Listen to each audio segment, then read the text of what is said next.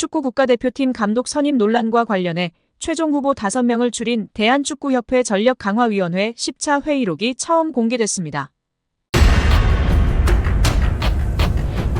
국회 문화체육관광위원회 소속 강유정 국회의원이 대한축구협회 자료를 확인한 결과 실제 회의 내용과 다른 허위 브리핑이 확인됐다고 지적했습니다.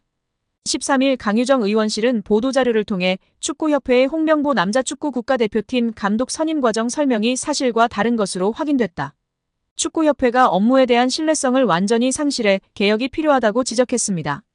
강 의원은 문화체육관광부로부터 제출받은 제11차 KFA 전력강화위원회 회의록을 검토했다며 이를 근거로 축구협회의 문제를 지적했는데요. 축구협회는 6월 30일 화상회의 프로그램 줌을 통해 임시회의를 개최했습니다. 이날 회의에서는 위원장 부재로 인한 전강위 기능과 권한, 향후 운영 방안 등을 놓고 협회 측과 전강위원들 간의 토의가 있었습니다. 이날 전강위원들은 전강위의 기능과 결정 권한 및 위원회 운영 방안에 대해 질문을 했습니다. 이에 축구협회는 위원회의 기능은 현재와 다를 게 없고 위원들 역시 사임 의사를 밝히지 않는 한 올해 남아있는 향후 일정과 업무에 대해서는 지금과 같이 진행해 주시면 됨이라고 밝혔습니다.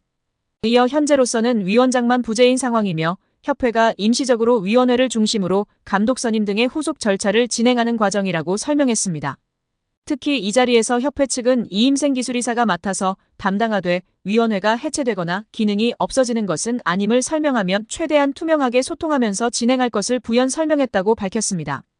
또한 축구협회 관계자로 추정되는 인물은 정혜성 위원장이 최종적으로 결정한 4인의 후보자 중 필요하다고 판단되는 2인의 후보자와 추가 심층 면접을 협회에서 진행하고 면담 후 위원회에 그 내용을 공유하여 최종 감독 선임 과정에 참여를 당부드린다라고 말했습니다.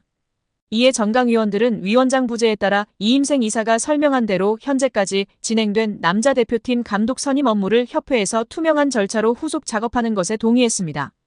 즉 전강위원들은 면접은 축구협회가 하더라도 면접 결과 공유 등 최종 감독 선임 과정에 필요한 절차들에 전강위원들이 공유받고 참여하는 것에 동의한 것입니다. 그런데 축구협회의 브리핑은 이와 달랐죠.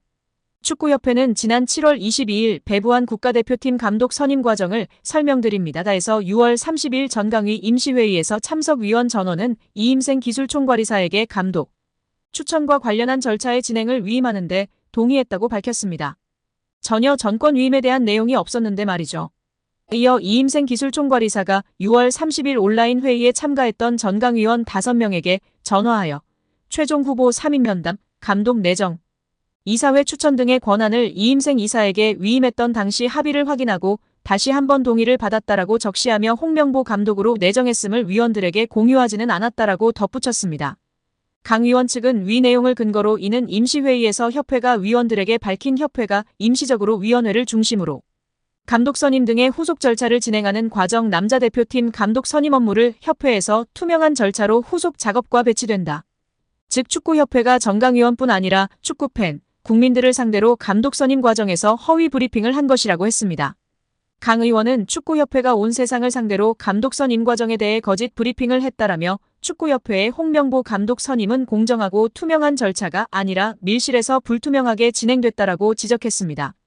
이어 축구협회 집행부는 여러 차례의 실정과 거짓말로 신뢰를 저버린 만큼 사퇴해야 한다라고 비판했습니다. 축구 국가대표팀 감독 선임 논란과 관련해 최종 후보 5명을 줄인 대한축구협회 전력강화위원회 10차 회의록이 처음 공개됐습니다. 이 회의에서 17명의 후보 중 홍명보, 다비드 바그너 감독이 가장 많은 추천을 받았던 걸로 나타났습니다. 대한축구협회가 국회 문화체육관광위원회에 제출한 10차 전력강화위원회 회의록입니다. 6월 21일 열린 10차 회의는 대표팀 감독 선임을 위한 전강위의 마지막 회의로 최종 후보 5명을 추려 위원장에게 전권을 위임하기로 합의한 걸로 알려져 있습니다. 총 15쪽 분량으로 발언자 대부분은 익명 처리됐지만 최종 후보 선별 과정을 엿볼 수 있습니다. 회의에는 정혜성 당시 위원장을 비롯해 10명의 위원 중 사임 의사를 밝힌 박성배 위원을 제외한 9명 전원과 김대엽 축구협회 기술본부장 등 11명이 참석했습니다. 위원들은 이날까지 추려진 17명의 후보군 중 최종 후보를 선정할 방식을 논의한 뒤 현장에서 복수 추천을 진행했습니다. 적게는 1명, 많게는 7명을 추천한 위원도 있었습니다. 그 결과 홍명보 감독과 다비드 바그너 전 노리치 시티 감독이 가장 많은 7표를 받았고 헤수스 카사스 이라크 대표팀 감독, 거스 포옙 전 그리스 대표팀 감독이 각각 6표, 그레이엄 아놀드 호주 대표팀 감독 5표 등의 순으로 10명이 나열됐습니다. 나머지 7명에 대한 추천은 없었습니다. 홍명보 감독의 경우 올림픽, 월드컵 경험이 높이 평가된 동시에 본인의 의사와 명분이 가장 중요하다는 의견들이 제시됐습니다. 위원들은 자신들이 최종 후보를 추렸지만 어느 후보를 우선순위에 둘지는 정혜성 위원장이 판단해 결정하는 것으로 전원 합의했습니다. 이에 따라 후속 절차를 진행한 정 위원장은 정몽규 회장에게 최종 후보 3명을 보고한 다음 날인 28일 돌연 사임했습니다.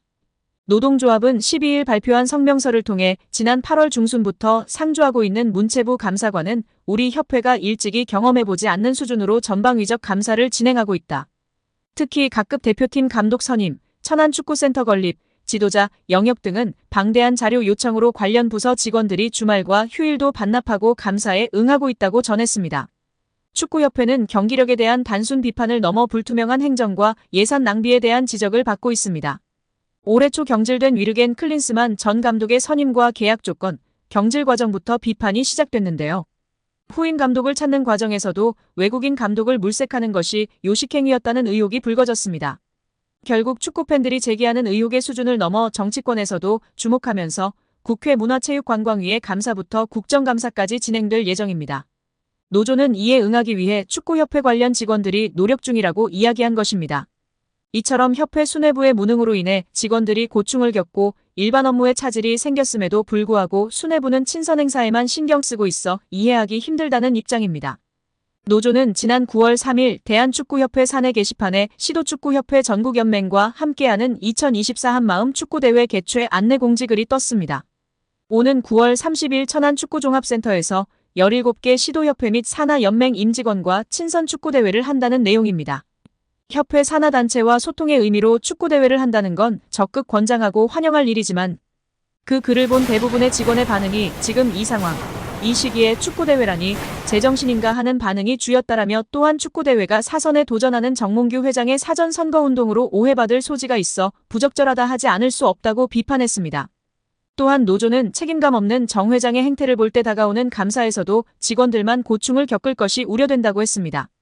7월 대표팀 감독 선임 이후 지금까지 이어진 문체부 감사, 국회 출석 등 외부로부터의 목소리에 회장과 협회 집행부는 너무나 둔감하다. 마치 딴 세상 사람 같다. 축구협회 일 잘한다.